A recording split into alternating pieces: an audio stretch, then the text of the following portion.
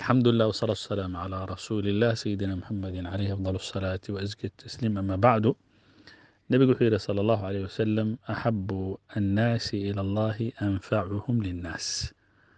dadka waxaa dadka wuxuu ilaahay subxaanahu watacaala ugu jecel yahay kuwooda waxtarka leh ee dadka waxtara.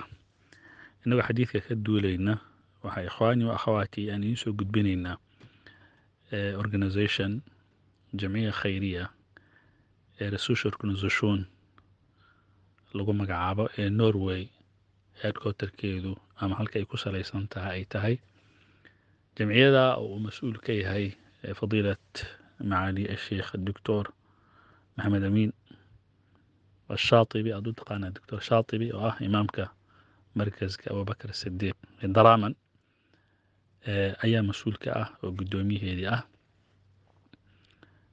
waxay jamciyada suruntii u taagan tahay sidii wax lagu qaban lahaa dadka, hadday noqon lahayd tacliintooda wax loo bari lahaa, hadday noqon lahayd dadka tabaalaysan in gacan loo fidiyo ilaahay subxaana watacaala wax tari kare ah. waadna garan kartaan dadka iyo meesha aanu ka nimid baahiyaha kala duwan ee jira. mas-uuliyaadkaas oo dhan bacd allaahi runtii ducaadda saa loo soo dhuganayaa, iyagaa lasoo milicsanayaa.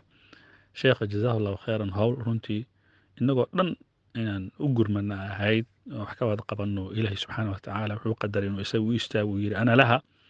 waxaan ilaahay subxaana watacaala kow horta weydiisanaynaa inuu ilaahay subxaana watacaala garabkiisa galo, isna uu ka dhigo qofkii mas-uuliyaddaas haytaa uga soo baxay. dadkaana runtii waxba ma tari karno, wax kastoo aanu runtii la baxno, laakiin ilaah wax tari kara. innagana ilaahay subxaana watacaala ugu imtixaanaya. haddaba baaqiygu wuxuu yahay in si ma aragtay hagarbax ah aan ugu gurmano oo waxaan almaalu maalullaahi weye mustakhlifukum fiihi baa ilaahayna yidhi, waa laynoo dhiibay. isagaa nabiga yidhi sala allahu caleyh wasalam lacallakum turzaquuna biducafaa'ikum. dollar maanta adiga waxba agtaada aanan ka ahayn, laakiin wax weyn u noqon kara ummad oo dad badan badbaadin kara. inta lagaaga fadhiya ha yaraysan, laa taxqiranna min almacruufi shay-an. macruufku intuu doono hala ekaado. marka waxaan isku dardaarmaynaa in jamciyadda iyada ah meel kastoo aanu joogno inaan ugu gurmano, ama mawaasimta fadliga badan ha noqoto oo ramadaan iyo wixii la mida. mar walbaba khayrku waa mid isagu markaa ina sugayo.